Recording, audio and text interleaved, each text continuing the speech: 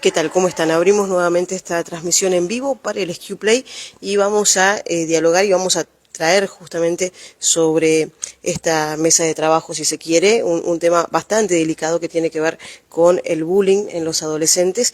Por eso vamos a dialogar con la licenciada en Trabajo Social, que trabaja también en la Dirección Provincial de Políticas Asistenciales del Ministerio de Salud, Silvia Herrera. ¿Cómo estás? Muy buenos días. Bueno, gracias por estos minutos y para dialogar sobre un tema bastante complejo que tiene que ver con el bullying, ¿no?, en los adolescentes, que actualmente y lamentablemente se está viendo mucho, particularmente en las escuelas. Digo, ¿cómo se trabaja, cómo se realiza el abordaje en esta problemática, ¿no?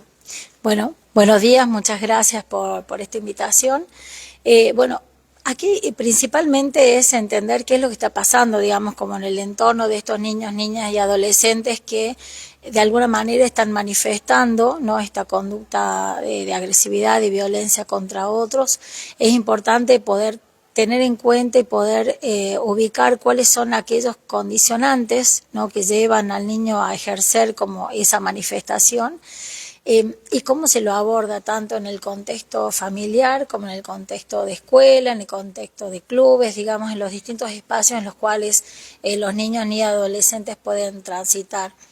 Entender que la conducta en sí agresiva, la conducta de bullying tiene que ver también con una expresión, ¿sí?, y con manifestación tal vez repetida, copiada, todo pensando en la edad de los niños, niñas y la capacidad que tienen de hacer frente o de repetir, digamos, los procesos en los cuales, los contextos en los cuales vive.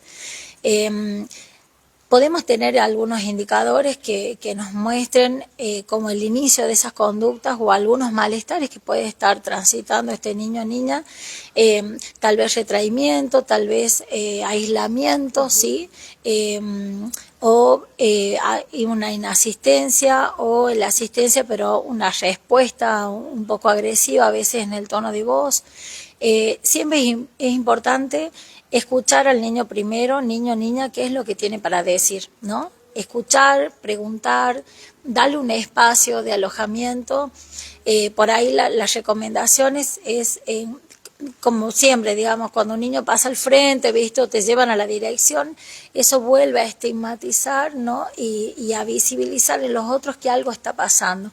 Entonces, cuando nosotros hablamos de todas las problemáticas de salud mental, problemáticas que nos afectan a nosotros cotidianamente, la salud mental, y cuáles son las herramientas que tenemos para hacer frente, pongámonos también en el lugar que nosotros como adultos a veces tenemos ciertas dificultades. Entonces, ¿qué pasa con los niños y niñas que tal vez no tienen la capacidad de poner en palabras y poder expresar todo lo que están atravesando, ¿sí? No solamente desde la mirada de un adulto que podemos decir si tiene tal o cual comodidad o va a tal o cual escuela o tiene tales recursos, sino tiene que ver en cómo el niño percibe eso que está recibiendo y cómo manifiesta tal vez algunas problemáticas que puede estar atravesando, que para el niño son importantes, niño, niña, y tal vez nosotros desde adultos estamos perdiendo de esa visión, ¿no? Ahora, Silvia, qué interesante esto que me estás diciendo, sobre todo haciendo foco en los adultos, ¿no? Pero también hay otra problemática profunda, porque la familia, por echar culpas de alguna manera, le echa la culpa a la escuela a la familia, digo, y acá tenemos que pensar que somos adultos y no importa si es la familia o si es la escuela, digo, el adulto tiene que estar prestándole atención, ¿no?, a ese niño, ya sea en la familia, insisto, o en la escuela. Es importante lo que dices porque nosotros los seres humanos nos manifestamos en todos los espacios donde vamos circulando o incluyéndonos, ¿sí? Si por ahí en la familia no pudo ubicar o detectar alguna situación y lo hace la escuela, es importante. Cada uno tiene su función y su responsabilidad, ¿sí? Sin quitar la función que tiene la familia y sin quitar la función que tiene la escuela. Pero es importante, si en alguno de los ámbitos en donde circulan niños, niñas o adolescentes se detecta alguna situación, es importante primero dar el espacio de escucha, de alojamiento, preguntar qué es lo que está sucediendo o cuál es el motivo el que está atravesando en ese momento, y sí dar aviso a sus referentes vinculares, preguntar al niño, ¿no?, a quién avisamos, con quiénes nos comunicamos. A veces hay situaciones conflictivas, ¿no?, dentro de los domicilios que por ahí desconocemos. Es importante sí que tenga el niño o niña algún referente vincular con quienes podamos hacer el contacto, transmitir esta situación detectada y ver cómo vamos haciendo el acompañamiento. Sí, Silvia, es muy importante esto que estás diciendo porque esa detección temprana evita justamente posibles daños. ¿Qué ha pasado? ¿Qué ha pasado en Tucumán? Daños tremendos. El autoflagelo de los niños, que lo hemos visto hace unos días aquí en Catamarca. Sigue habiendo casos de bullying, lamentablemente, que no podemos frenar esta situación, ¿no? Entonces, el ver de forma previa y evitarlo de forma previa por parte del adulto es muy importante, ¿no? Totalmente, es importante ver qué es lo que está sucediendo, en qué contexto, no tomarlo como son cosas de niños, ¿no? Como se decía antes, bueno, ya va a pasar, ¿no?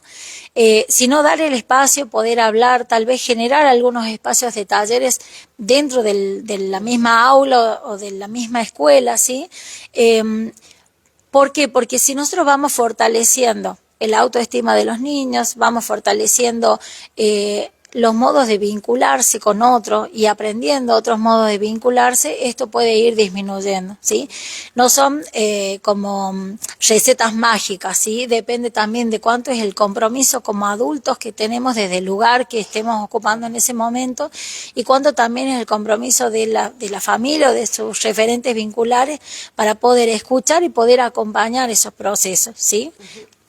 Tiene que ver por ahí con situaciones en las que transita el niño o niña, ¿no? Cuestiones vinculares, cuestiones de familia, qué pasa en sus tiempos de ocio, por ahí la comunicación, el internet, esto de estar muy conectados o sobreconectados con la virtualidad, pero no de manera presencial, de poder mirarnos como estamos nosotras ahora y tener esa comunicación de frente a frente, por ahí se va perdiendo por las distintas actividades que por ahí tenemos los adultos y los niños también. Entonces generar algunos espacios de escucha, de una escucha comprometida, ¿no? Una escucha activa, una escucha atenta, sin juzgar y sin retar, como decíamos antes a los chicos, sino poder escuchar y poder devolverle de la misma manera en qué momento, cómo estamos acompañando y cómo podemos aportar también a la resolución de lo que el niño o niña está atravesando. A ver, Silvia, que un niño lleve un arma a la escuela, llámese arma blanca, ¿ves? Es gravísimo, ¿no? ¿Cuáles son las conductas en lo que se pueda contestar, por supuesto, ¿no? Que llevan al niño a tener este accionar, ¿no? Y para que un niño llegue, a veces no depende de la edad, ¿sí? de su formación o de su neuro, a veces pueden entender como la gravedad de la situación y a veces no, ¿sí? Depende, como digo, de la edad. Y para que lleguen hasta ese punto ya tal vez es un límite, ¿sí? De todo lo previo que el niño o niña va atravesando, ¿sí? A veces son conductas agresivas, impulsivas y otras veces son para devolver o para replicar, ¿no? O algo más de lo vivido. Entonces, poder poner el límite dentro del, si esto pasa en una institución educativa, ¿no? Separar a la persona, preguntar en qué situación está atravesando, con quiénes nos comunicamos, ¿sí?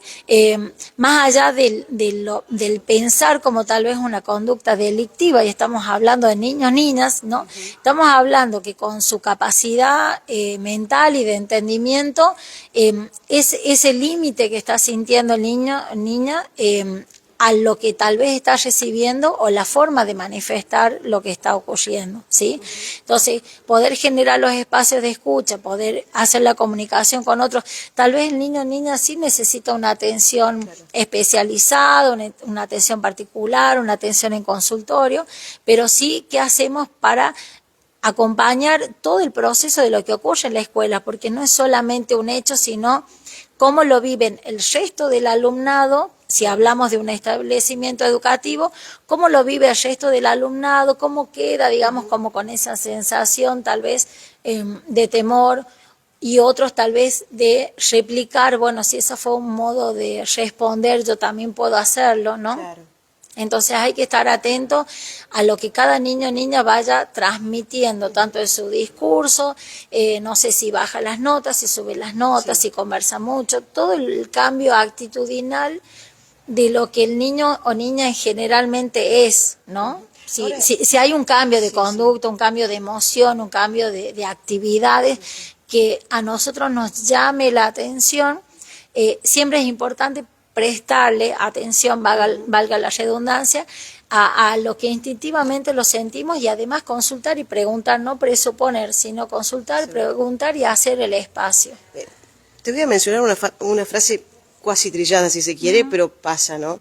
Y que considero muy personalmente que es así, digo, nadie nace malo, ¿no? Los niños no nacen malos. Entonces, ¿cuál es el rol que juega el alumno para que un niño termine burlándose, por ejemplo, de algún compañerito en la escuela, ¿no? Y todo va en conductas aprendidas y todo lo que tiene que ver con lo social, con lo cultural. A veces son cuestiones de épocas o de modas, ¿no? Y también estamos hablando de ahora, de este contexto, estamos en una época donde la tecnología, digamos, maneja nuestra vida. Nosotros podemos usar la tecnología como aprendizaje, para comunicación, ¿no? Dentro de lo positivo, como también, bueno, habrá otros juegos y otros modos de vincularse, esto de vincularse a través de los medios y no la presencialidad, que tal vez también va llevando un poco al aislamiento y a esta inmediatez, no tolerar la frustración, necesitar como esa ansiedad de que todo se resuelva rápido y no poder tolerar como la espera, tal vez, ¿no? De tiempos de llevar a algún lugar o que me busquen o hacer alguna actividad, no, como todo tiene que ser ya. Pero esto, perdón que te corte, ¿no? Y ya para ir finalizando, digo, hoy en día se está viendo mucho en niños y adolescentes, pero particularmente en niños, que es lo que también preocupa, esto de que antes, hace unos años atrás, no pasaba que esto de un niño que se frustra, un niño que se deprime, un niño triste, ¿no? ¿Cómo evitar esta situación? Teniendo tiempos de ocio. La creatividad históricamente en el mundo surge de aburrirse, de buscar qué hacer. Hoy en día, y bueno, está en estudios científicos y transmitido a nivel mundial, de qué edad es posible como que los niños empiecen con el uso del celular y de la tecnología, ¿no? Cuando uno más retrase el inicio del uso de celular, mayormente va a tener un desarrollo cognitivo, intelectual y que tenga que ver también con los vínculos, con jugar, con aprender otras cosas que tal vez la tecnología hoy nos lleva a aprender de otra manera y otra forma de vincularnos y otros juegos que tal vez en otro momento no lo era. Por ahí no estamos poniendo el foco, tal vez lo negativo de la tecnología es positivo y nos acerca, nos comunica a distintos puntos del mundo y tenemos un aprendizaje tal vez un poco más acelerado, ¿no? Y de otra práctica, pero sí tenemos que tener en cuenta que hemos perdido ciertas habilidades de comunicación, de ocio, de demora, de espera, ¿no? De frustración, que antes los resolvíamos de otra manera y al momento de épocas que estamos viviendo tal vez necesitamos otra. Entonces, ¿cómo acompañamos para que el niño o niña vaya aprendiendo que de la frustración también se aprende, ¿no? Que de eso también sale algo bueno? ¿Cuál es el aprendizaje que nos va dejando? Entonces, si vamos visibilizando y poniendo en palabras y acompañando ese proceso, los niños pueden tener también una capacidad de respuesta distinta tal vez a las que están teniendo hoy en día.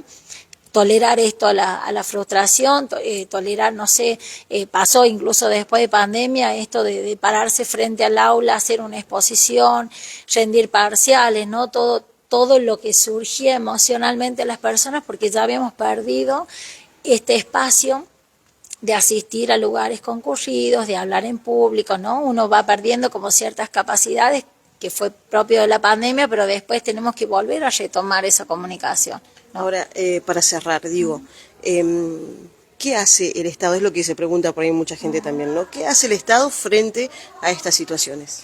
Con el aprendizaje de lo que vamos viviendo, lo que se hace desde los distintos lugares del Estado y con personas que están trabajando en la temática, armar protocolos, se arman lineamientos, se entregan documentos, se arman encuadernados, digamos, para las escuelas, para los padres, para las instituciones, de cómo abordar las diferentes problemáticas. Pero es importante esto, si nosotros no escuchamos qué es lo que está atravesando nuestro niño, niña, adolescente, difícilmente desde nuestro lugar de adulto y que vivió en otra época, tal vez, pueda tener como la respuesta en sí, ¿sí? Es importante el acompañamiento, sí, y nosotros como adultos también ir aprendiendo, según la época en la que estamos, cómo podemos acompañar. Aprendamos, busquemos en internet, busquemos en profesionales, nos acerquemos a las instituciones, consultemos cuál es la mejor manera de acompañar los procesos que van teniendo hoy nuestras infancias y adolescencias para que el desarrollo de esos niños y niñas tenga como otro efecto a posterior. ¿Sí? Estamos hoy en un momento donde sí es importante escuchar y prestar atención. Las manifestaciones de nuestros niños y niñas están pidiendo como un auxilio, un llamado de atención a nosotros como adultos para que hagamos una pausa, prestemos atención y los acompañemos desde otro lugar, siempre del amor, del respeto y del cuidado. Bien, y ahora por último, se están llevando adelante capacitaciones justamente sobre salud mental aquí en el Nodo Tecnológico, ¿no? Sí, muchas gracias por consultar. Estamos ahora en una segunda edición, la primera fue el año pasado, entre septiembre y diciembre.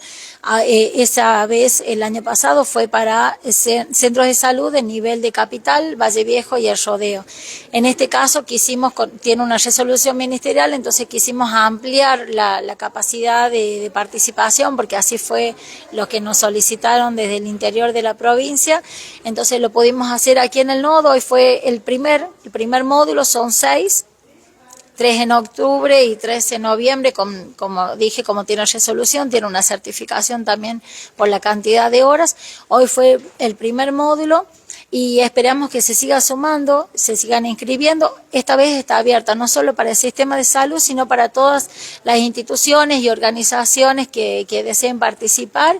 Están abiertas las inscripciones, por ahora de manera virtual, completamos el cupo presencial por suerte.